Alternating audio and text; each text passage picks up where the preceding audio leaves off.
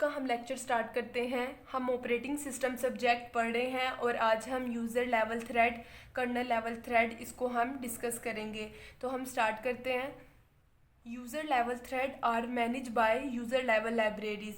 जो user level जो threads होते हैं वो मैनेज उनको करता है यूज़र लेवल लाइब्रेरी। ठीक है, अगर मैं यूज़र लेवल की बात करूँ, एप्लीकेशन की रिस्पॉन्सिबिलिटी होती है किसी भी यूज़र लेवल थ्रेड को क्रिएट करने की।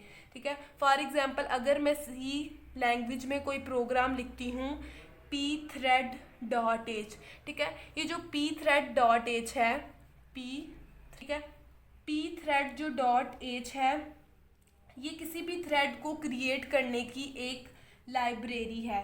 ठीक है, अगर मैं लिखती हूँ pthread_ क्रिएट या pthread_ जाए, तो ये जो सारी की सारी जो फंक्शनैलिटीज़ होती हैं हम इसको एप्लीकेशन के ऊपर यूज़ कर रहे होते हैं।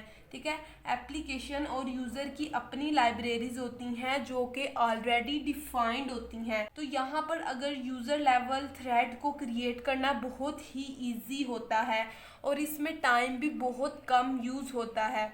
अब मैं बात करती हूँ कर्नल लेवल थ्रेड की। तो कर्नल लेवल जो थ्रेड्स होते हैं are managed by operating system call.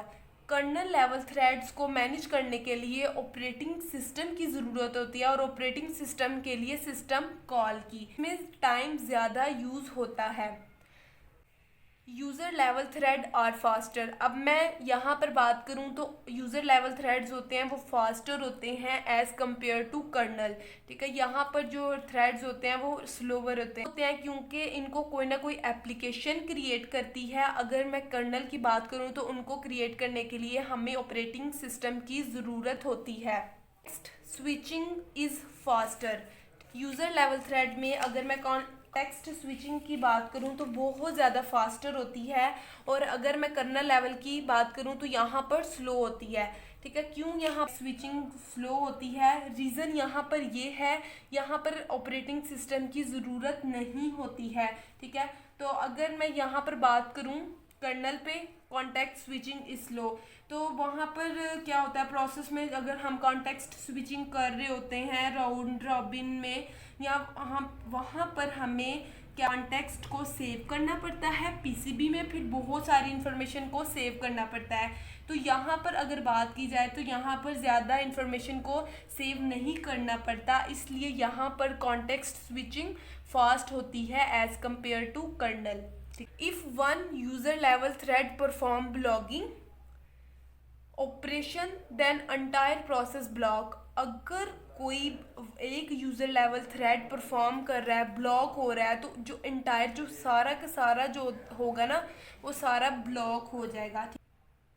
If one kernel level thread block no effect one another. यहाँ पर अगर एक ब्लॉक भी हो जाता है तो दूसरे पर कोई इफेक्ट नहीं होता, दूसरे को कोई असर नहीं होता। तो यहाँ पर ये होता है कि किसी भी प्रोसेस को मल्टी लेवल थ्रेड पे डिवाइड करती हूँ और एक जो थ्रेड है और उसने प्रिंटर या हार्डवेयर की जो डिमांड की, तो यहाँ पर जो इसके नीचे जो ऑपरेटिंग सिस्टम है या फिर कर्नल है वो पूरे के पूरे जो थ्रेड होता है उसको ब्लॉक कर देगा। ठीक है, क्योंकि उसको नहीं पता है यूज़र लेवल को लाइब्रेरीज ये मैनेज करती हैं और जो कर्नल की बात करें तो ये कर्नल अपने आप को खुद की बात करूँ तो उनको ऑपरेटिंग सिस्टम मैनेज करता है।